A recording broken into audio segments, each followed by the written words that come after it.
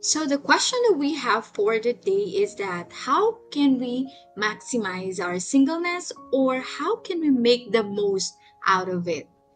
This is Anne again and welcome to my YouTube channel.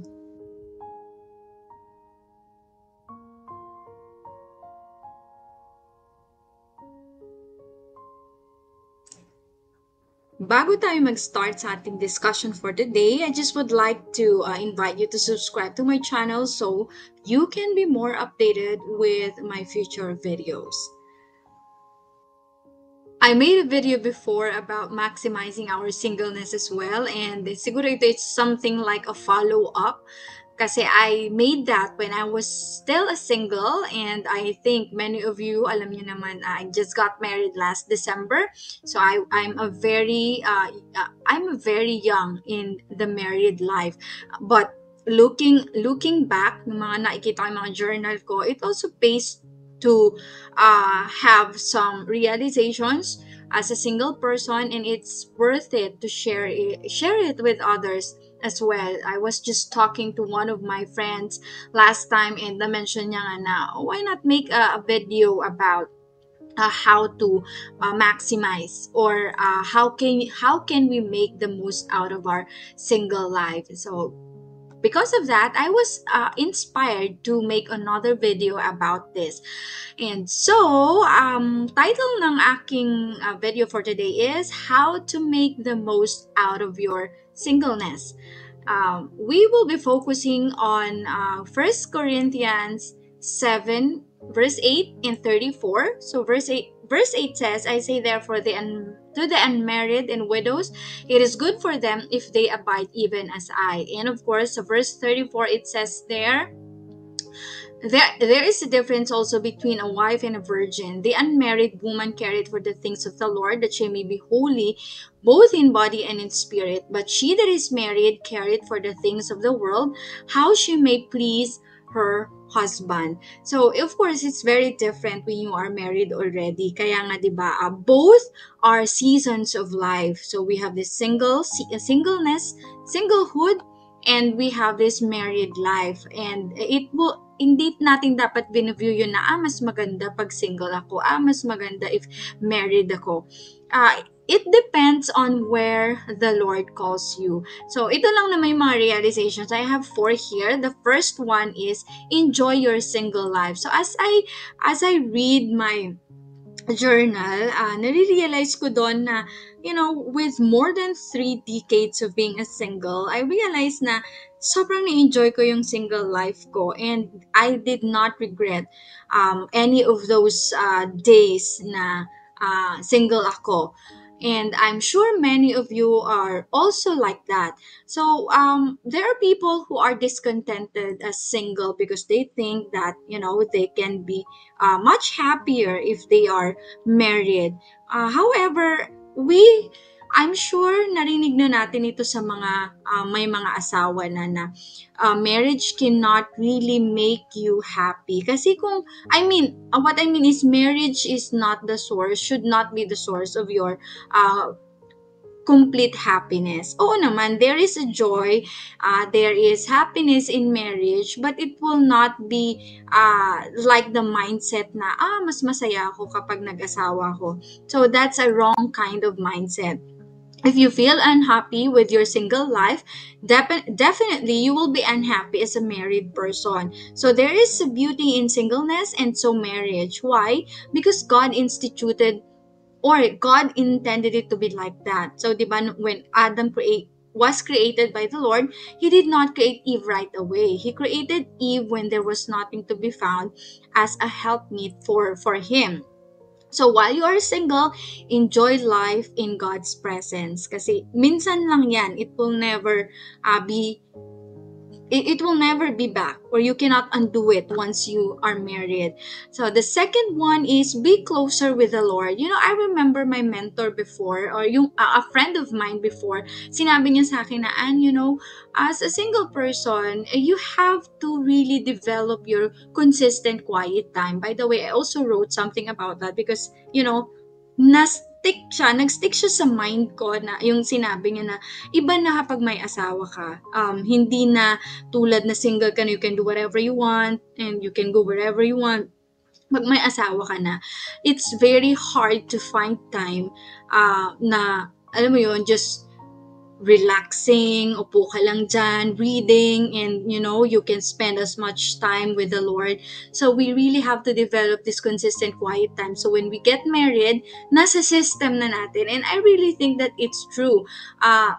Yeah, like my situation now, na-adjust na yung schedule ko ng quiet time ko. But it's very difficult not to have your devotion kasi nasa system mo na yun eh. Pag nasa system mo, it's like you feel incomplete if you can't do the things that you are used to do.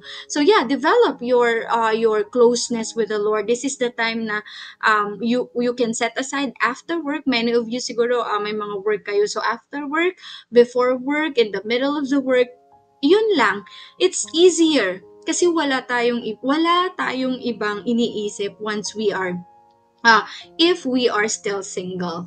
And yun nga, praying, reading the Bible, and your devotion, doing your devotion with the Lord, those are the things that will make you closer with Him. And wag natin kaligtaan yun kasi nakikita ko din sa ibang mga friends ko who are married with kids na sobrang hirap nilang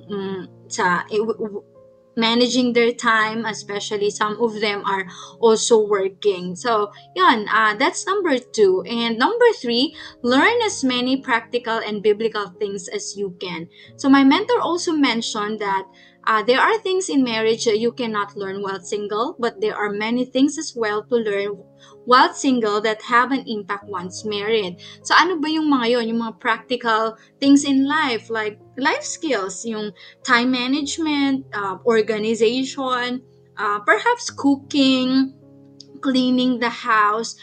If you are a single like me who prefer to be alone sa apartment or sa unit, it's really a good preparation for you. Kasi if you own the place, makikita mo kung ano yung gusto mo. Paano mo inaayos yung kwarto mo? How do you organize your table? Okay lang ba sa'yo na mag-work if you're working at home with so many things, cluttered things around? O yung mga damit natin, naayos ba siya inside the closet? So it's really a good preparation. Kasi once we get married, yung mga bagay na dapat natutunan na natin, matututunan pa lang if we don't if we don't learn it while we are single. So, maybe you're telling me, oh, okay lang yun, tututunan ko na lang once I get married. Oh, yeah, of course you can. However, if you are wise enough, you can save yourself some pain. Madami kang matututunang ibang bagay pagdating na or once you get married. So why not focus on the things that you can learn now? And besides, even though you will be single forever, if you are called to be blessed single for the rest of your life, yung time management organization, hindi naman yan something that you do when you get married. You can do that, or it is beneficial for you as a single person. So remember, babalikan natin ulit yung 34, there is a difference between a wife and a virgin, or yung single, unmarried. Okay, and the unmarried woman cared for the things of the Lord, while the married cared for the things of the world, how she may please her husband. So hindi ka na mag-isa when it comes to doing things inside the house, making decisions, going to places. You have to consider your husband now. So malaking impact yon if you are used to being a single person for such a long time. So that's what I learned from this short span of being married. And of course, the last one is serve God as a single person.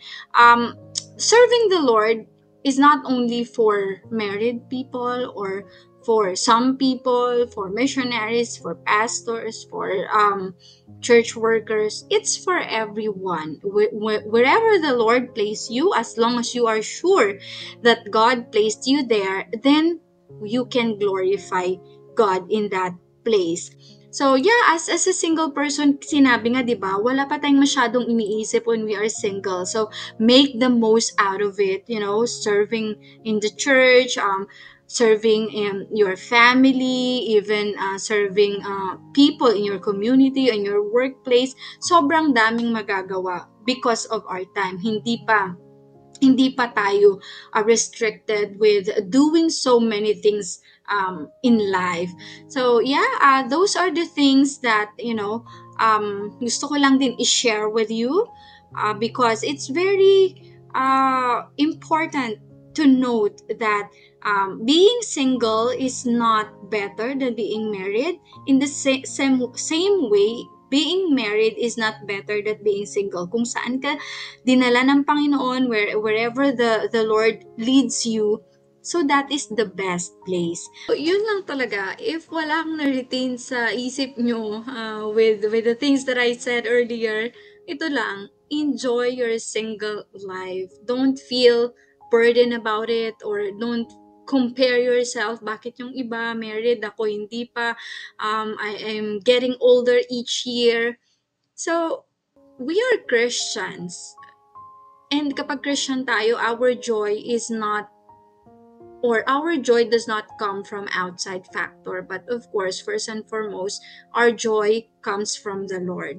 So yun lang naman, and if you haven't subscribed yet, please do so that you can be updated with my upcoming videos.